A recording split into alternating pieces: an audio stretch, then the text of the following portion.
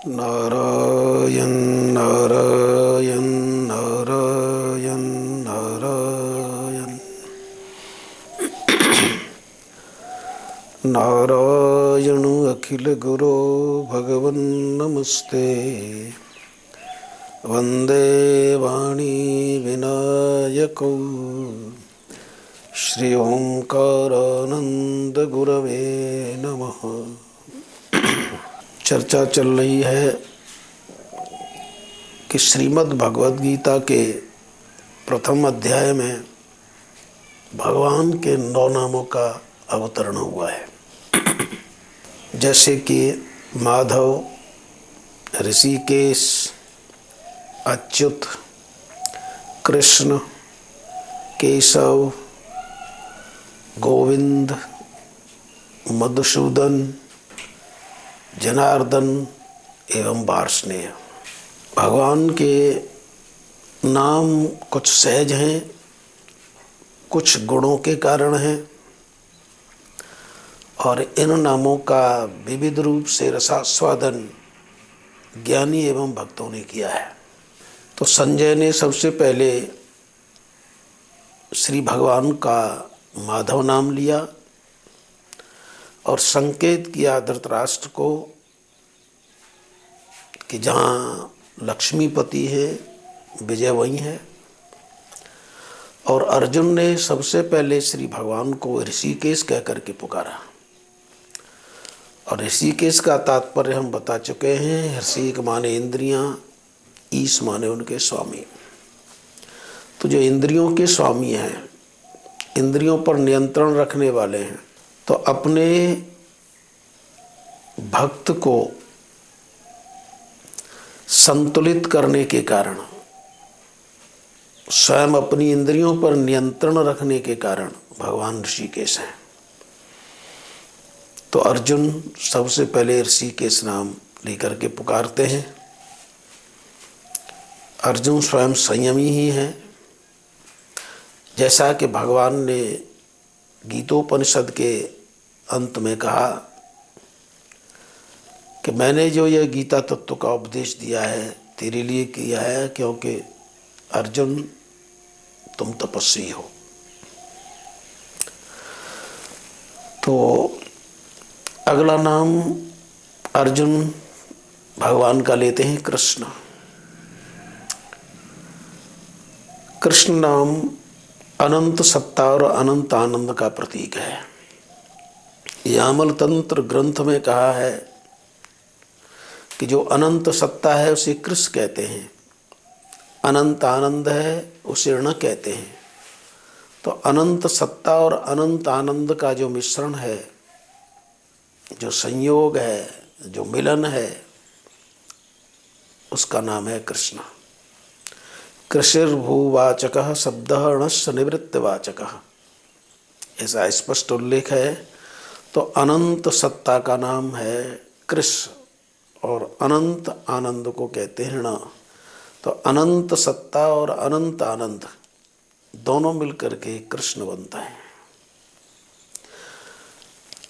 अर्जुन श्री कृष्ण भी कह सकते थे, किंतु श्री न कह करके जहाँ जहाँ भी भगवद गीता में अर्जुन ने भगवान को कृष्ण कहा है, श्री कृष्ण नहीं कहा, क्योंकि श्री आदर सूचक शब्द है। किंतु अर्जुन का भगवान के साथ इतना निकटस्थ संबंध है, वो उनके सखा हैं, इसलिए अत्यंत निकटस्थ भाव होने के कारण यहाँ बीच में सम्मान सूचक श्री शब्द नहीं है। मुनिजन, बड़े बड़े ज्ञानी जन, यहाँ तक कि भगवान श्री कृष्ण के अवतार स्वयं व्यास जी, नारायण के अवतार स्वयं व्यास जी भी भगवान को श्री कृष्ण कहते हैं। सच्चिदानंद रूपाय विश्वोत्पत्त्यादि हेतवे तापत्रय विनाशाय श्री कृष्णाय वयम नमः। लेकिन अत्यंत निकटस्थता के कारण अर्जुन कृष्ण ही कहते हैं। तो अनंत सत्ता और अनंत आनंद का घनीभूत जो रूप है वो कृष्ण है। और भगवान कृष्ण ने अपने लीलावतार में ये बता भी दिया, जड़ और चेतन मेरे अतिरिक्त तो कुछ नहीं है। इसलिए जब ब्रह्मा जी ग्वाल वालों को चुरा ले जाते हैं, बछड़ों को चुरा ले जाते हैं, तो वहाँ उस वृंदावन लीला में भगवान ग्वाल वाल भी बनते हैं, ग्वाल वाल के वस्त्र बनते हैं, उनकी छड़ी बनते हैं। यही नहीं, उनका जैसा स्वभाव है वो भी बनते हैं, बछड़े भी वही बनते हैं, बछड़ों की जैसी आकृति प्रकृति है वो सब बनते हैं। ये अनंत सत्ता है। तो अनंत सत्ता है कृष्ण और अनंत आनंद है ण। इनका आश्रय अनंत आनंद देने वाला है। अर्जुन का कहने का भाव है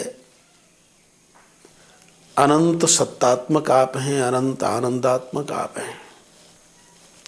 अनंत सत्ता और अनंत आनंद के प्रतीक साक्षात आप हैं। और भगवान श्री कृष्ण भी कहते हैं मत्तः परतरम नान्यत् किंचित् अस्ति धनंजय। आगे 7वें अध्याय का प्रवचन जब करेंगे तो उसमें है कि मेरे अतिरिक्त तो कुछ नहीं है। तो अनंत आनंद और अनंत सत्ता दोनों मिलकर कृष्ण हैं। तो अर्जुन भगवान को कृष्ण कह करके संबोधित करते हैं। भगवान का अगला नाम है केशव। केशव का तात्पर्य होता है का माने ब्रह्मा, ईश माने भगवान शिव, और वह गति का वाचक है। तो ब्रह्मा एवं शिव, वह माने गति। जब कोई परेशानी आती है, कोई समस्या खड़ी होती है, तो ब्रह्मा एवं शिव भी जिनकी तरफ गति करते हैं, जिनकी तरफ दौड़ते हैं, जिनका आश्रय लेते हैं, उनका नाम है केशव। कश्च ईश्च वास्ते, अगला अर्थ है कश्च ईश्च वास्ते। जो ब्रह्मा और शिव दोनों के ऊपर शासन करता है उसका नाम केशव है। और श्रीमद् भागवत में गोपियां भी उन्हें केशव कहती हैं, लेकिन वहाँ केशव का भाव है राधिकाया केशान वास्ते इति केशव। श्री राधा जी के केशों को जो संभालते हैं, अनुशासित रखते हैं, वो केशव हैं। तो इस प्रकार भगवान का एक एक नाम, उसमें अपने अपने मन के अनुसार भाव हैं। तो ये केशव नाम का भाव है। तीसरा गोविंद है। गोविंद का तात्पर्य है कि जो वेदवाणी के द्वारा प्राप्त किए जा सकते हैं, वेदवाणी जिनका प्रमाणन करती है, वेदवाणी की जो रक्षा करते हैं, वो गोविंद हैं। तो इस प्रकार कृष्ण, केशव और गोविंद, इन 3 नामों पर विचार किया।